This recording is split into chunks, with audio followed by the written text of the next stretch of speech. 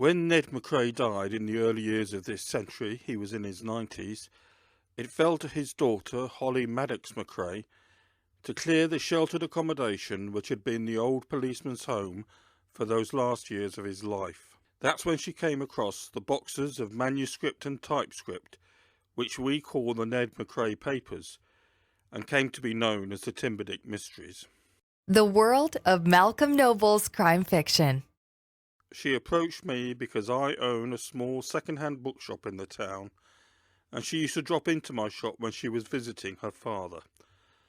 I work there still. I didn't hesitate. I told Holly that I thought the book should be prepared for publication. Ned had detailed over 30 cases, but from the start we realised that he had set aside 3 books from the rest. He was more careful to check the facts in these books. Even small details were corrected with his blue fountain pen, and there's hardly a page without lengthy insertions scrawled on the back. He included many more footnotes than usual.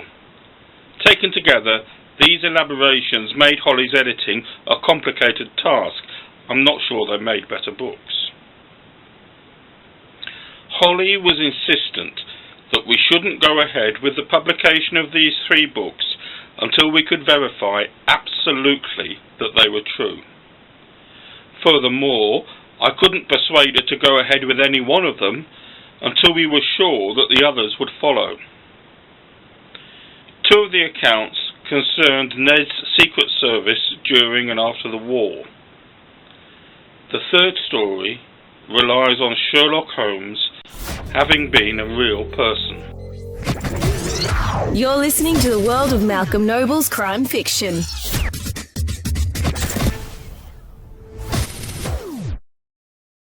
Because of my experience in the book trade, I took it upon myself to make a special study of the Sherlockian elements in the story. I need to thank 2 members of the public who made family journals available to me, and I'm happy to respect their plea for anonymity. Not everybody wants to be caught up in the controversies of mystery fiction. Holly and I have walked the ground. We've checked what records we can. We visited that patch of earth which will be of particular interest to enthusiasts. We've spoken to several people who knew the characters. I must especially thank members of Deirdre Dawson's family, the family name is changed here and in the text, for providing the typed proceedings of the Pavement Society. The details given by the local historian in Chapter 5 are correct.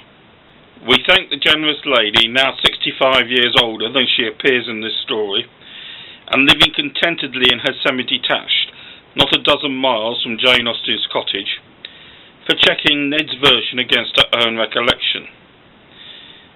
She provided numerous tidbits that would have added substantially to the credibility of the story.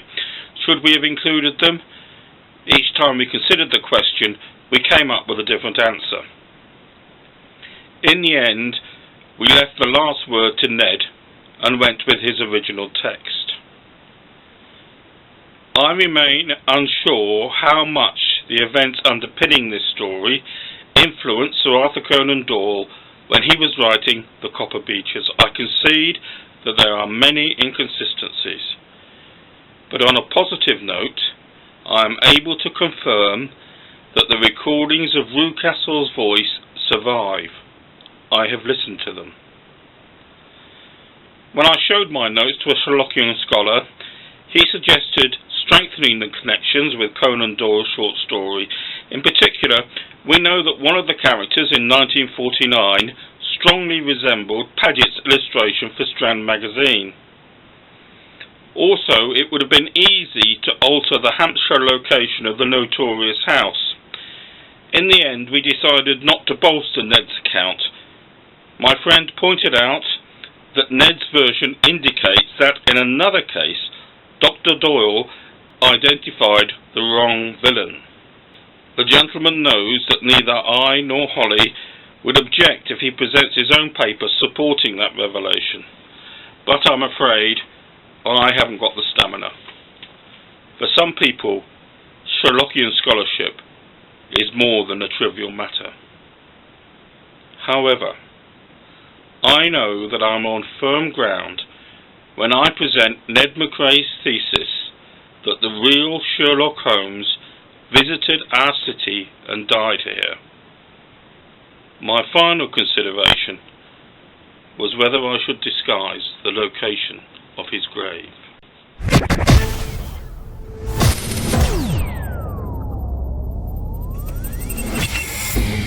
The world of Malcolm Noble's crime fiction.